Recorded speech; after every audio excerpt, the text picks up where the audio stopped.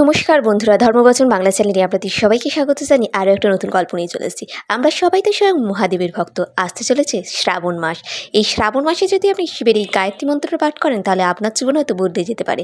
তাই বেশি বকবক না করে শুরু করে দিচ্ছি শিবের গায়ত্রী মন্ত্রটি। তো যেটি পাঠ করে একটি মেয়ের জীবন পুরো বদলে গেছিল। যদি এই ভিডিওটা যারা নতুন দেখছেন চ্যানেলে তারা চ্যানেলটাকে সাবস্ক্রাইব করে দেবেন, ভিডিওটিতে একটা লাইক দেবেন, কমেন্টে হর হর মহাদেব লিখতে ভুলবেন না। চলুন বন্ধুরা, শুরু করা যাক। গল্প শুরুটা একদম সাধারণভাবে হলেও ঘটনার প্রবাহ এতটা অস্বাভাবিক হয়ে উঠেছে, প্রতিটা মুহূর্ত শুধু টান টান উত্তেজনা বাড়তে থাকে। একদিন এমন একটি মেয়ে, সে তার গল্প আজকে আপনাদের সাথে শেয়ার করছি।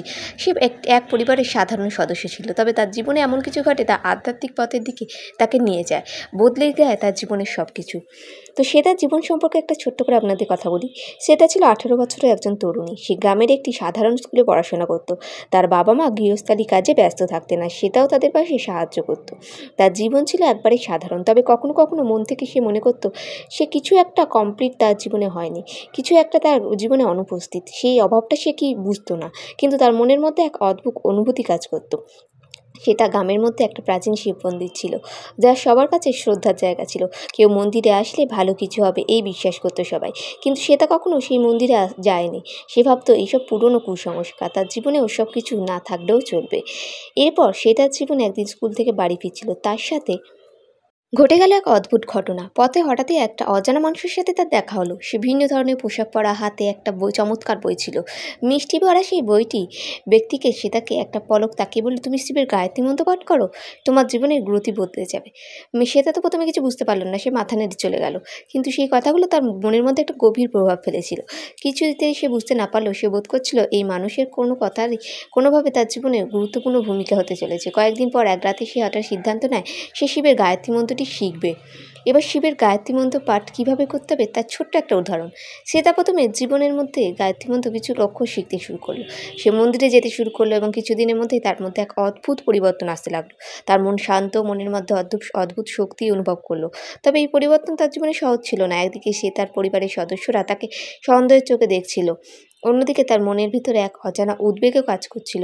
সে তা বুঝতে পারছিল না যে ঠিক কী ঘটছে তার সাথে। গায়ত্রী মন্ত্র পাঠের পর তার মধ্যে যেন এক অদ্ভুত শক্তির সৃষ্টি হয়েছিল। তবে জীবনের প্রাপ্তি কী ছিল সেটা কিছুদিন পরেই তা স্পষ্ট হতে চলল।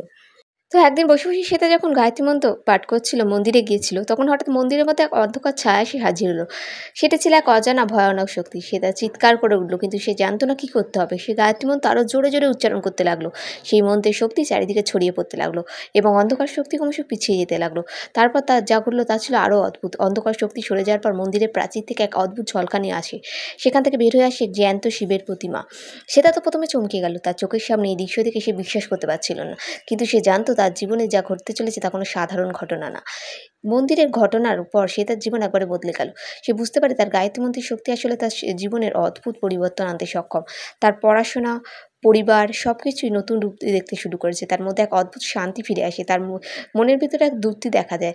সে জানতো এই শক্তি সবার পক্ষে ভালো না হতেও পারে, কিন্তু গা অন্ধকার শক্তি যা মন্ত্রের পথে বাধা হতে চেষ্টা করেছিল আবারও তার পথে দাঁড়িয়ে গেল।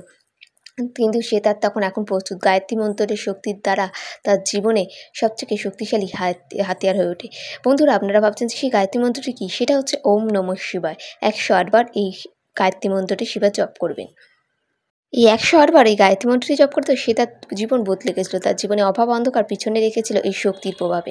গায়ত্রী মন্ত্রের মাধ্যমে সে নিজের জীবনের উদ্দেশ্য খুঁজে পেয়েছে এবং তার মধ্যে কিছু অদৃশ্য শক্তি ছিল তা দৃশ্যমান হয়েছে। জীবনের প্রতি মনোভাব পরিবর্তিত হয়েছে। সে জানতো তার যাত্রা এখনও আরও তাকে অনেক দূর এগিয়ে যেতে হবে।